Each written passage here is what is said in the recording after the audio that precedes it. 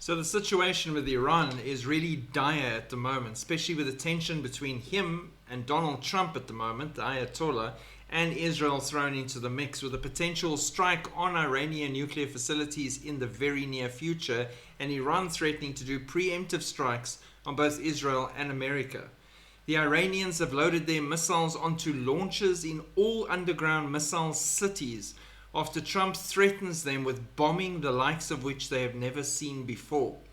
The Trump administration is assembling an armada of bombers at a military base on the island of Diego Garcia in the Indian Ocean. And meanwhile, the Iranians loaded their missile launchers and are prepared to instantly respond to any attack. In other words, we are closer to an apocalyptic war in the Middle East than we've ever been. Now, we know the last volley of missiles they sent to Israel were all pretty much pointless and did nothing much, but that was because of God. They are prepping now for something much bigger in the near future. Now, you might ask, and a lot of people look down on them and say they're not great, they're not powerful, they're not even a threat, but biblically, Persia is a part of that Gog-Magog alliance. Persia, Turkey, Russia, all these nations come together and move against Israel to show the rest of the world how it's done. And that's lying in the very nearby future. Judgment has already begun on Iran already. Now, to give you an idea, Iran's water crisis is at tipping point in a threat to the regime's stability. The people are not happy with the regime that's in control. A lot of the people believe in Jesus Christ, and the church in Iran is growing underground. Iranian expert Dr. Sharona Mazalian-Levy says prolonged water outages, empty reservoirs, and crop failures is a recipe for social unrest in Iran. Iran is drying up. From the Alliance Center for Iranian Studies at Tel Aviv University, she affirms, painting a grim picture of what she describes as one of the most pressing environmental challenges facing the Islamic Republic today. Iran is facing an unprecedented water crisis that threatens the nation's stability. She explained that multiple factors have converged to create the critical situation, with several major provinces reaching what she deemed a tipping point. According to Levy, the Iranian Energy Ministry declared last week that the provinces of Tehran, Isfahan, Razavi, Khorasan, and Yazd are facing a severe water crisis.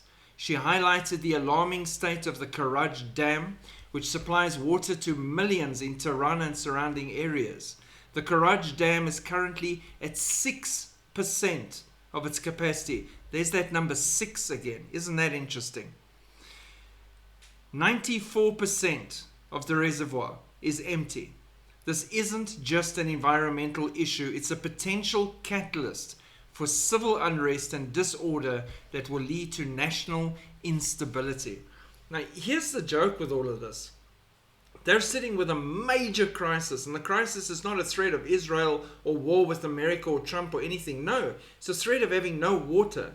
Guess which country is really good at desalination, turning seawater into fresh water and helping other nations? They offer to help South Africa, but of course we don't like Israel in this country, as per our leadership, and hence we didn't want to help.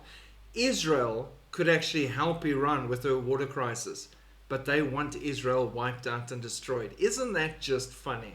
How interesting is that? Your biggest crisis for your country is water instability that could lead to social unrest that will eventually lead to the overthrow of your power base, and they will replace you when the people have had enough.